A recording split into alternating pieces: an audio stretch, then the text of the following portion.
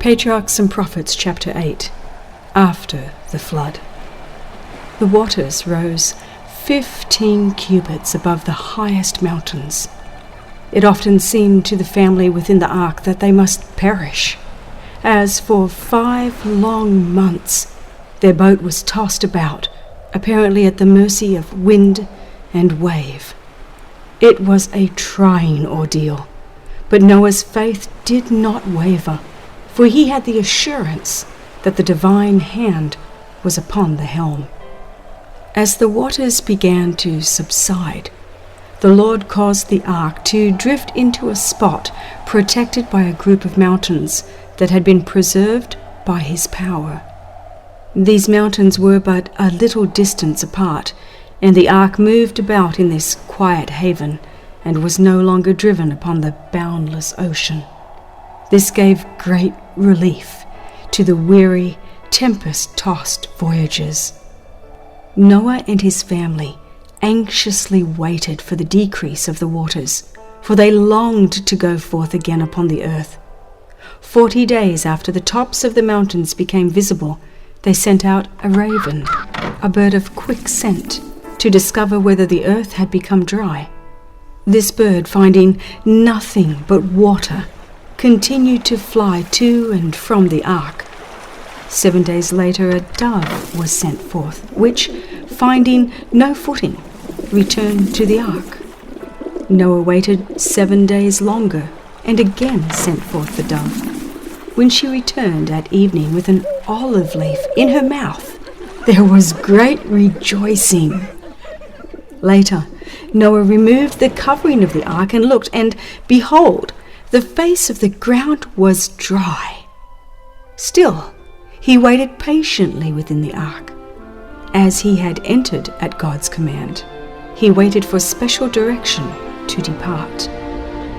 At last, an angel descended from heaven, opened the massive door, and bade the patriarch and his household go forth upon the earth and take with them every living thing. In the joy of their release, Noah did not forget him by whose gracious care they had been preserved. His first act after leaving the ark was to build an altar and offer from every kind of clean beast and fowl a sacrifice, thus manifesting his gratitude to God for deliverance and his faith in Christ, the great sacrifice. This offering was pleasing to the Lord, and a blessing resulted, not only to the patriarch and his family, but to all who should live upon the earth. The Lord smelled a sweet savour, and the Lord said in his heart, I will not again curse the ground any more for man's sake. While the earth remaineth, seed time and harvest, and cold and heat, and summer and winter, and day and night shall not cease. Here was a lesson for all succeeding generations. Noah had come forth upon a desolate earth, but before preparing a house for himself, he built an altar to God. His stock of cattle was small and had been preserved at great expense, yet he cheerfully gave a part to the Lord as an acknowledgement that all was his. In like manner, it should be our first care to render our free will offerings to God. Every manifestation of his mercy and love toward us should be gratefully acknowledged both by acts of devotion and by gifts to his cause. Lest the gathering clouds and falling rain should fill men with constant terror from fear of another flood, the Lord encouraged the family of Noah by a promise. I will establish my covenant with you, neither shall there any more be a flood to destroy the earth. I do set my bow in the cloud, and it shall be for a token of a covenant between me and the earth. And it shall come to pass, when I bring a cloud over the earth, that the bow shall be seen in the cloud, and I will look upon it, that I may remember the everlasting covenant between God and every living creature. How great the condescension of God and his compassion for his erring creatures in thus placing the beautiful rainbow in the clouds as a token of his covenant with men. The Lord declares that when he looks upon the bow, he will remember his covenant. This does not imply that he would ever forget, but he speaks to us in our own language, that we may better understand him. It was God's purpose that as the children of after generations should ask the meaning of the glorious ark, which spans the heavens, their parents should repeat the story of the flood and tell them that the Most High had bended the bow and placed it in the clouds as an assurance that the waters should never again overflow the earth. Thus, from generation to generation, it would testify of divine love to man and would strengthen his confidence in God. In heaven, the semblance of a rainbow encircles the throne and overarches the head of Christ. The prophet says, "As the appearance of the bow that is in the cloud in the day of rain, so was the appearance of the brightness round about the throne." This was the appearance of the likeness of the glory of Jehovah. The Revelator declares, "Behold, a throne was set in heaven, and one sat on the throne. There was a rainbow round about the throne, in sight like unto emerald." When man by his great wickedness invites the divine judgments, the Saviour, interceding with the Father in his behalf, points to the bow in the clouds, to the rainbow around the throne and above his own head, as a token of the mercy of God toward the repentant sinner. With the assurance given to Noah concerning the flood, God himself has linked one of the most precious promises of his grace. "As I have sworn that the waters of Noah should no more go over the earth, so I have sworn that I would not be wroth with thee, nor rebuke thee.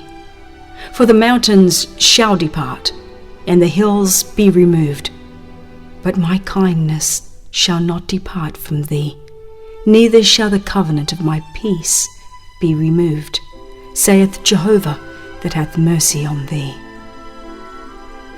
As Noah looked upon the powerful beasts of prey that came forth with him from the ark, he feared that his family, numbering only 8 persons, would be destroyed by them.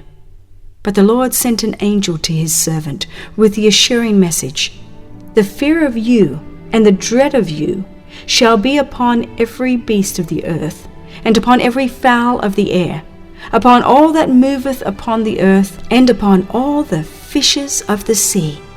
Into your hand are they delivered. Every moving thing that liveth shall be meat for you, even as the green herb have I given you all things." Before this time, God had given man no permission to eat animal food. He intended that the race should subsist wholly upon the productions of the earth. But now that every green thing had been destroyed, he allowed them to eat the flesh of the clean beasts that had been preserved in the ark. The entire surface of the earth was changed at the flood. A third dreadful curse rested upon it in consequence of sin.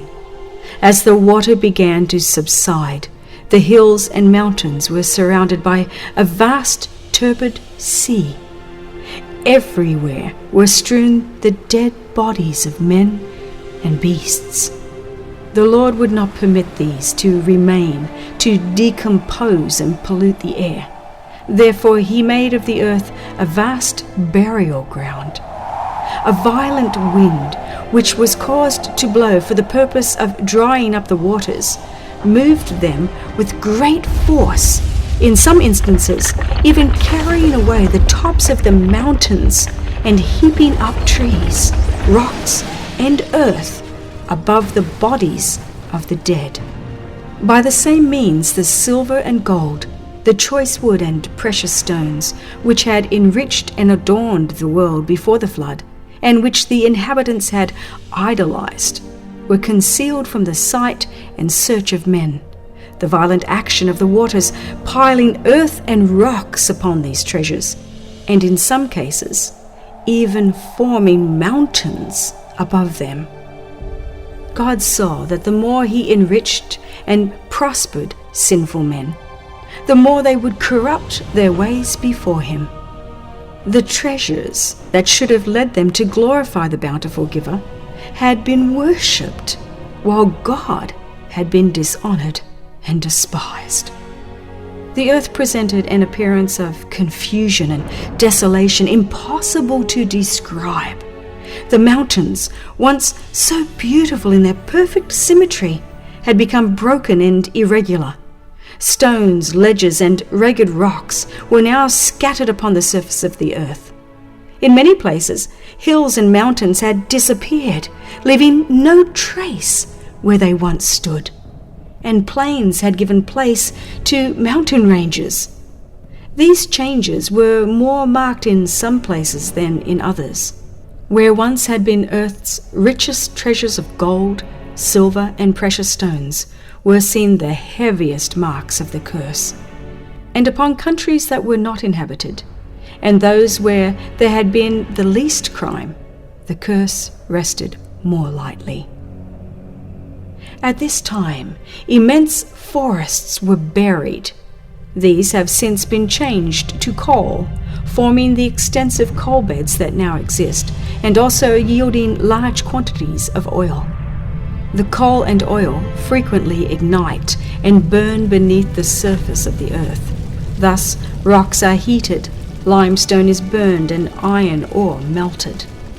The action of the water upon the lime adds fury to the intense heat and causes earthquakes, volcanoes, and fiery issues. As the fire and water come into contact with ledges of rock and ore, there are heavy explosions underground, which sound like muffled thunder. The air is hot and suffocating. Volcanic eruptions follow, and these often failing to give sufficient vent to the heated elements, the earth itself is convulsed. The ground heaves and swells like the waves of the sea. Great fissures appear, and sometimes cities, villages, and burning mountains are swallowed up. These wonderful manifestations will be more and more frequent and terrible just before the second coming of Christ and the end of the world, as signs of its speedy destruction. The depths of the earth are the Lord's arsenal, whence were drawn weapons to be employed in the destruction of the old world. Waters gushing from the earth united with the waters from heaven to accomplish the work of desolation. Since the flood, fire as well as water has been God's agent to destroy very wicked cities. These judgments are sent that those who lightly regard God's law and trample upon his authority may be led to tremble before his power and to confess his just sovereignty. As men have beheld burning mountains pouring forth fire and flames, and torrents of melted ore, drying up rivers, overwhelming populous cities, and everywhere spreading ruin and desolation, the stoutest heart has been filled with terror, and infidels and blasphemers have been constrained to acknowledge the infinite power of God. Said the prophets of old, referring to scenes like these, "Oh, that thou wouldest rend the heavens, that thou wouldest come down, and the mountains might flow down at thy presence. As when the melting fire burneth, the fire causeth the waters to boil, to make thy name known to thine adversaries, that the nations may tremble at thy presence. When thou didst terrible things which we looked not for, thou camest down, the mountains flowed down at thy presence. The Lord hath his way in the whirlwind and in the storm, and the clouds are the dust of his feet. He rebuketh the sea and maketh it dry, and drieth up all the rivers. More terrible manifestations than the world has ever yet beheld will be witnessed at the second advent of Christ. The mountains quake at him, and the hills melt, and the earth is burned at his presence, yea, the world and all that dwell therein.